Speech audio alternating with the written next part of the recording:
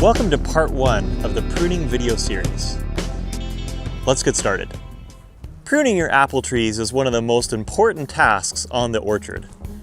Now, pruning has a great impact on the size, color, and overall quality of your fruit at harvest. Now, there's other key horticultural practices such as watering and nutrition, and those are still very important, but if the trees are not properly pruned, the quality of the fruit will be compromised. Now, like most jobs, there are certain tasks that have a much higher return on your investment than others. Now, a good worker should be able to identify what jobs have the highest value and then focus time and resources on those tasks. If you don't already know, proper pruning is indeed a high-value task that produces solid returns year after year. So why bother pruning? Now, this may seem like a silly question, but it's an important question to ask. There's actually 6 main reasons why we prune fruit trees. Number 1 is to reduce the crop load. Most apple trees are very precocious, meaning that they will naturally set a lot of fruit on the tree. If you let most apple trees crop naturally without reducing the crop load by pruning and thinning, the fruit size will be very small. The second point is to maintain the tree in its intended space. In an orchard, trees are often planted in tight spaces to maximize production. If you let your trees get too big for their intended space, they will most likely shade the trees beside, and the color and quality may be subpar.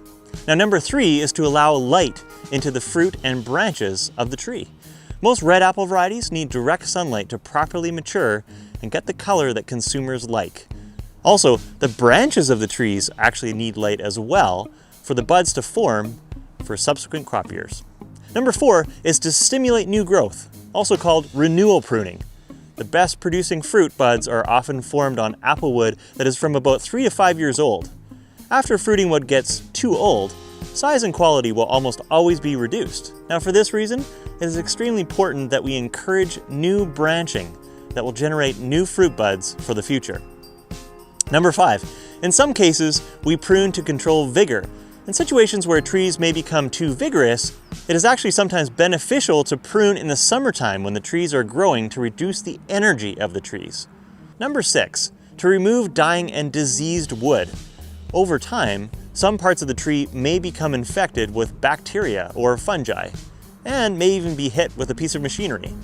Now, like a human wound, it must be either properly disinfected or removed, otherwise the problem is likely to spread. The ultimate goal with pruning is to produce high-quality, large fruit with a consistent quantity so that you can receive the maximum profit possible from your farm year after year. Before we start talking about pruning cuts, let's talk about some very basic tree terms. In most of these pruning videos, we will just be talking about very high-density apple trees, which are also called super spindle apple plantings, since that is the most common type of planting today. The spacing is usually close to 2 feet by 10 feet. On this type of tree, there is usually just one leader or main trunk and some smaller lateral side branches. Almost none of the branches are permanent scaffold branches, as is common with bigger trees. Now that you know some of the reasons why we should prune our apple trees properly and the basic structure of these trees, let's dive in. Let's go over the 4 main types of pruning cuts. They are tipping, heading, stubbing, and thinning cuts. Now, all of these cuts will actually cause very different responses from the tree, so let's talk about it. The tipping cut is when you make a cut close to the end of a branch. When this happens, the response of the tree is to grow branches from the buds down the side of the branch you just cut. Now, these new branches are usually fairly weak. Then there's the heading cut. That's when you make a cut approximately halfway down a particular branch. Now, when this happens, the response of the tree is to grow new branches out of the side buds down the main branch you just cut. Now, that's just like the tipping cut. However, the difference is the new branches that will grow will usually be quite strong and vigorous. Then there's the stubbing cut. Now, the stubbing cut is when you make a cut that is approximately 1 to 2 inches or 3 to 5 centimeters from the adjacent branch. Now, when this happens, the response of the tree is to usually send out strong branches or shoots to replace the limb or branch just cut.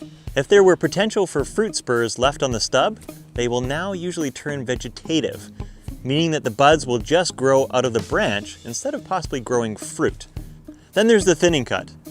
The thinning cut is when you remove a branch altogether, leaving nothing left to grow. Now this cut is usually made when there are other options or branches nearby, or if you just want to reduce the crop load and create more space for light penetration. Now if you have a few very strong side branches and plenty of dormant buds, which are also called blindwood, above or below the strong side branches, it may be a good idea to flush cut the large side branches. This will often redirect the energy that would have gone into the side branches now into the dormant buds or blind areas. Now that we have talked about the main types of pruning cuts, let's briefly talk about what fruiting wood and buds look like. So first of all, Bourse wood. This is an extra thick part of the branch that is often almost round like a grape. Usually, there was fruit hanging from this location in past years, and often new buds will develop from this spot. Next is the spur. The spur is a short shoot that often grows mainly blossom buds. And then there's the spur system. Now this is a small area in which several, often older fruit spurs are located. Then there's auxiliary buds. You will find auxiliary buds behind most leaves on branches. Now often, they will lay dormant for periods of time until there has been a pruning cut or some other event to stimulate its growth into a new vegetative or fruit bud. Then there's the wood bud. A wood bud, which can also be called a vegetative bud, is often smaller than the fruiting bud. This will often eventually produce a branch. Then there's the flower bud, which can also be a fruiting bud. This is often larger than a wood bud or vegetative bud and is usually more round in shape. Now a tip for determining if a bud is truly vegetative or fruit is to take a sample of the buds on the tree, cut them in half, and look at them under a microscope. Now, knowing approximate percentages of what buds are vegetative and what will be flowers for the next season can be very beneficial. Once you have a better understanding of flowers and vegetative buds, then you can be much more confident that you won't under or over prune your trees. The last definition is the dormant bud, which is sometimes hard to spot, but it will almost always push if the branch is cut or scored above the bud. So if you're looking for a new branching option, take a close look at the bark to see if you can spot some of these little gems. In the next episode, I will explain the water pressure theory and how to do a quick assessment of the vigor on the tree. Also, tips and tricks to remember what to cut and what the overall goal is to make our trees look great. Check it out.